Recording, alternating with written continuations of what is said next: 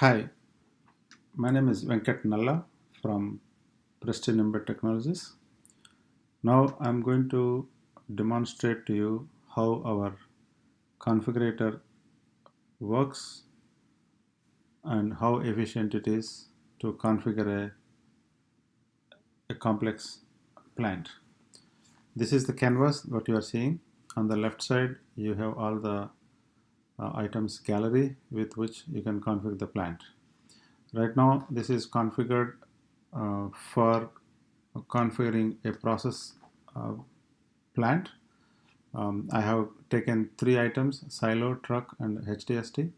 But this configuration gallery is also driven from a configuration file, which means this can be utilized for any other vertical just by changing the configuration file in the background. So the way you configure a truck is just hold on, select the truck, and then drag it onto the canvas. Boom, you got all the parameters that can be collected on a truck that you can see in this grid view. You can scroll up or down to see more, or if you want to see it all in one go, just hold on to this one, drag it up until you see everything. Go to view, unit properties, and log this size, then you can see everything.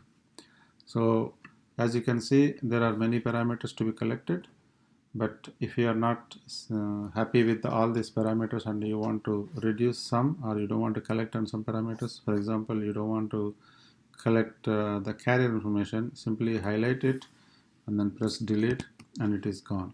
Same way, if you don't want a driver details to be collected, simply highlight it and delete again. And in the similar manner, if you want to add more parameters that of your interest or phases of your interest, you can come to the last line, blank line, click on this drop down, select a parameter. It automatically names it as parameter 1. Either you can leave it or rename it as any other of your parameter name, like my temperature. And you can select its data type. I will collect it as real, and you can select its unit of measure, which is Fahrenheit, and you can set the collection frequency for any number of seconds. My default is 30 seconds, but if you want to keep collecting it every minute, you can set it to 60, and you can set it to be collected by PLC, and the interface and data association I will cover it in a little bit. The same way, if you want to collect, add another phase, you can do so, and the phase is automatically named and its data type is Boolean. So this is how you configure a truck. And if you are planning to configure multiple trucks using exactly the same number of parameters, you can simply copy and paste this. Copy this and then paste here. It will paste and it will maintain all the parameters that you have just added, the temperature and the phase.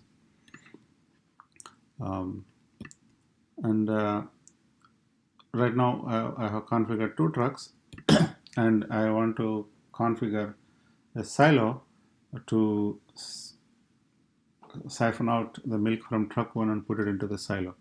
So you can hold on to the silo and leave it here on the canvas, and the milk can, the way you configure that the milk can go from truck 1 to silo 1 is to just connect these two items. The way you do it is you hover on the truck and then there are 4 arrows. You hold on to one arrow and then just connect it to the silo 1, and automatically a flow phase is added to track when the milk has pumped out from truck 1 to silo 1. You can see that extra flow phase in this one. If you click on the truck one, that you can see here the flow is to silo 1. But for example, if you want the flow to be, the milk can be transferred from truck 1 to a silo 2, you can draw another silo and simply drag it here, and again either connect this arrow and connect here, and you can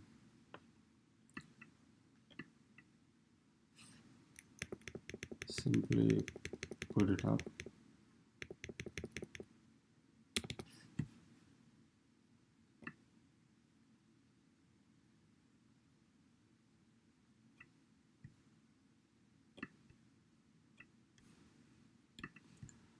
So this is how you configure the flows from any particular truck to any particular silo.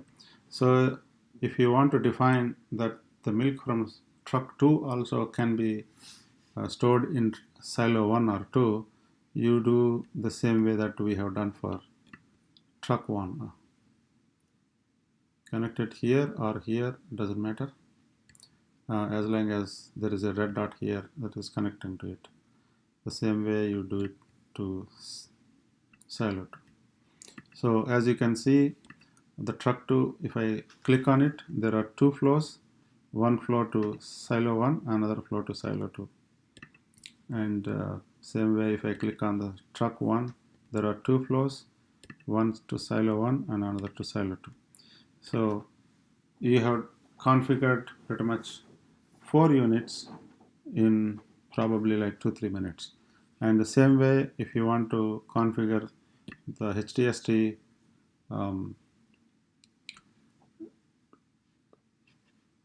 then these are the default parameters for HTST. As I have said earlier, you can adjust them as we like by deleting or adding more parameters and phases.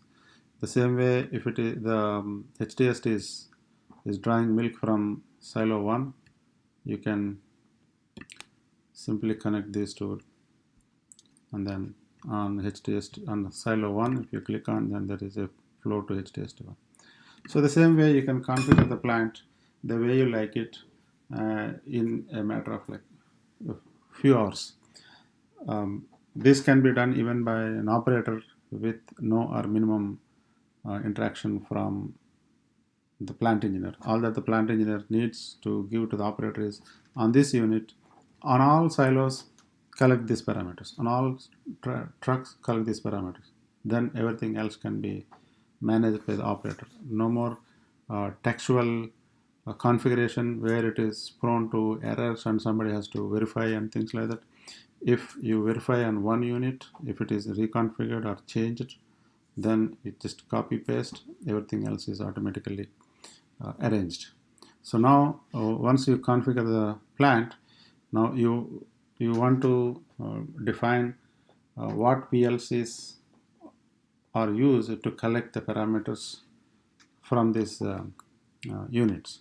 So the way you do it is, you come to the configuration and you say configure the PLC tags.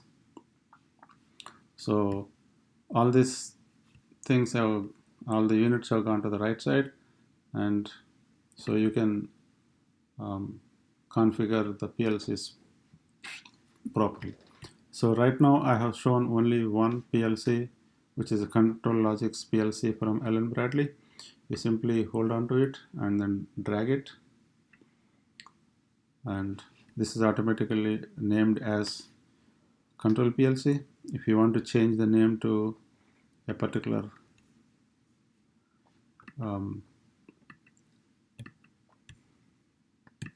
name, this is my PLC, then you can do so. The same way you can rename the units names too. So the parameters for the PLC you need to input here. This is a model 1756 L63, and the slot number you can define here, IP address and its subnet address. Everything else is automatically set in the in our event collector engine. So another thing is like the way you tell that this PLC is collecting data from these units is also in the same way that we connect between two units, is to simply drag and drop, connect between PLC and HDST. As you can see, um, okay, on the top you can see the unit properties is HDST1. So right now it is showing the HDST1 properties. So if you look at the HDST1 properties on the interface column, it is automatically defined as my PLC is collecting the data. The same way, there is one more. Okay, let us see. This my PLC is connecting to silo 1 and also silo 2.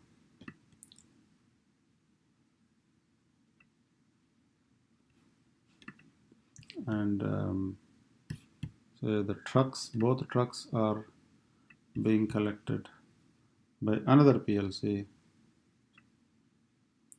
called PLC2.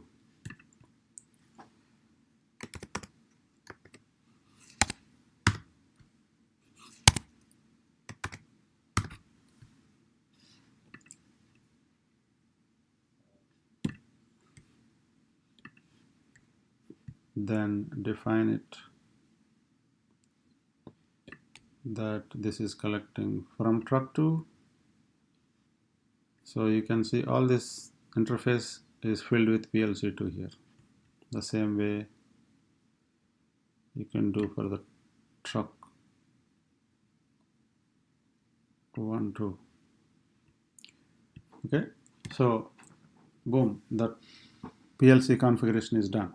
So you can do the same thing for any number of units in the plant, and it will be done very simple and easily.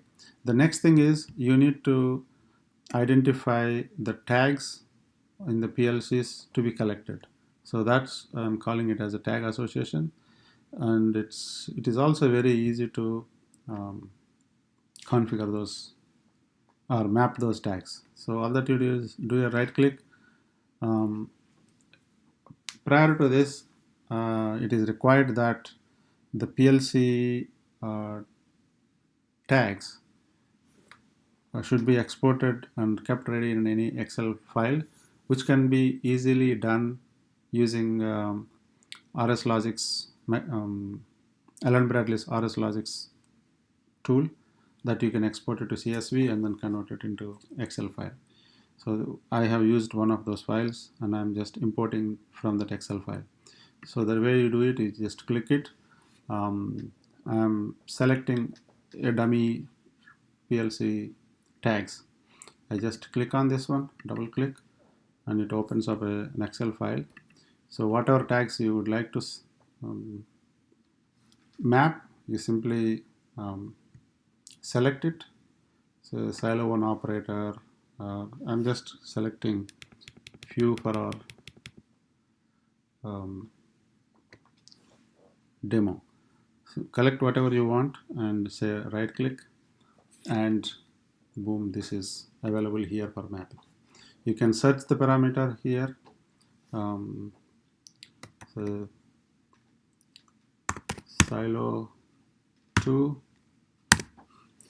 all the silo 2 parameters are available. So you can simply, if you want to map the PLCs for silo 2, click on the silo 2 and then bring this pop-up, silo 2 level tag, to just drop it and leave it here. That's it. Either you can do it this way, or there is all these tags are available as a drop down here. You can simply click here and then say silo to temperature, and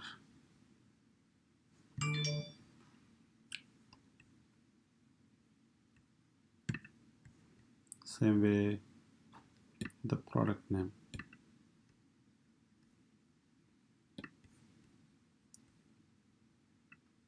So you can configure like this all the tags, and then once the all PLC tags are mapped, you come here to the configuration file and then say generate code. Then it's going to generate the staging code required to be uploaded to the PLC, and once you upload the staging code to the PLC, then you are now ready to deploy. Right now I cannot do because all the tags are not mapped. So it's before generating the code, all the tags need to be mapped. So once it is done, then you simply click on the deploy. Right now I cannot deploy because the PLC staging code is not ready yet. But once you deploy, the configuration will be sent to the event collection engine, and then event collection engine starts automatically, and the database updates also is taken care automatically. So it is this simple. Once it is done, the event collectors starts automatically, and you can control the event collector engine from this UI also without requiring additional administrator privileges and all, or going to the services and things like that. Once the data is being collected, the activity report will be showing all the data that is being collected, and then any reports that are associated with this application, example CIP reports, will be available as soon as any wash is connected. This is briefly about this configurator to showcase how simple and easy is to use. Hope you have enjoyed this, and if you would like to know more about these details, please drop us an email or call us at 909-374-5385. Thanks for watching this video. Bye for now.